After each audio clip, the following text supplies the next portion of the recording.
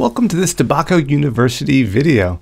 Here we're going to be looking at well-known cannabis options. Now there are many options, just here to provide you with some representative examples for these certain categories that will be outlined here.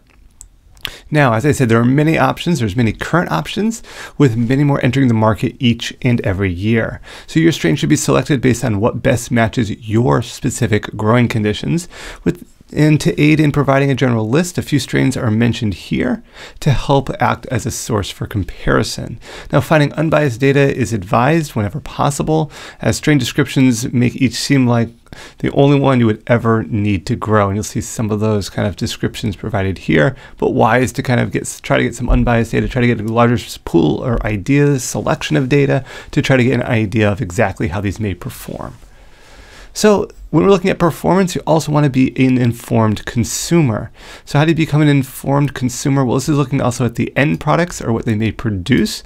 And this is for any strain purchased, a COA, Certificate of Authenticity, should be provided. This holds true if you're purchasing an end product or looking for what strains to grow as well, as far as what may have produced that. Now here we're looking at a concentrates, extract, and CBD oil, but particularly if you're looking at dry flower as well. And even potentially more importantly, where is the testing line? What is the data showing an independent lab? So we're going to focus here on high CBD strains. So be aware though that just because it is a high CBD strain, you also need to take into consideration that the 0.3 THC limit, which does make many of the high CBD strains above the federal THC limit. So just because it's high CBD does not automatically necessarily classify it as hemp. It may still fall into the marijuana category if you're above 0.3% THC. Now, popular common strains will be provided as a starting point on the following slides, with website provided descriptions to provide some background for each strain. In the description, there's a link to the lecture slides. There's also a link to sources that you're welcome to check out. And as always, any subscriptions that you make to this channel are always appreciated.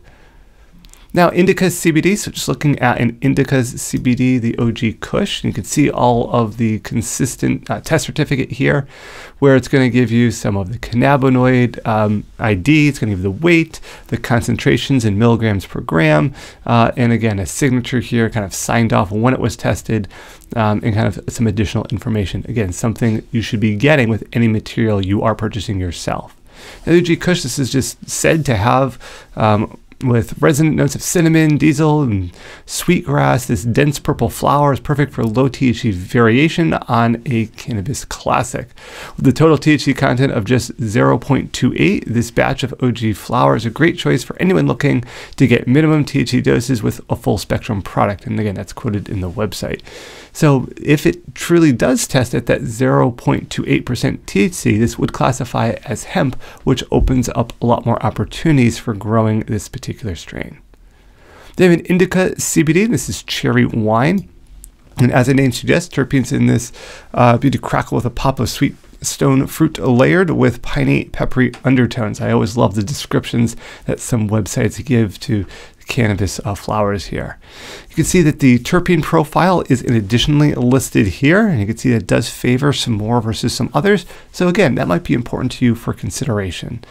Again, cherry wine is also a CBD-rich powerhouse capable of delivering a lovely balance and smokability according to the website. So again, something just to consider there, where we're looking at, what is the THC level and is it below that critical 0.3 level? And it definitely looks like, based on this test, that it would be. However, we also need to consider what our states are using for THC levels, as far as, is it just Delta 9 THC? This would fall into the category. But if we're looking at max THC, looking at some of the conversion factors, and Delta 8 usually is not considered, but we have that THCA as well that some states take into consideration. So be mindful of what state you're growing in. That can determine where that line does lay. You have Hawaiian Haze, and this is kind of more of that warm citrusy, kind of tropical fruit as they associate with it. That's probably how it got its name. You can see its terpene profile here as well. It's Delta 9 THC level, as well as the THCV and THCA levels there. So again, be mindful what state you're in, but this is another one to consider if you're looking at a higher CBD strain that also has sativa-like morphologies. Then we have another sativa-based CBD, the Elektra here. Just again, another option to look at. And as you can see with all of these options, these numbers do change, these terpene profiles do change. So I've tried to keep the test relatively consistent, just so you have that nice sense of comparison. Now remember, they also say choice if you're looking for a relaxing daytime strain, because they're assuming it's a sativa. But keep in mind, again, sativa is referring, or has greater correlation to the morphology and not necessarily the effects. I always caution people when they read something like this that it's a relaxing daytime strain because it's sativa. Not always the case. These sativas and indicas are really more correlated with the plant morphology.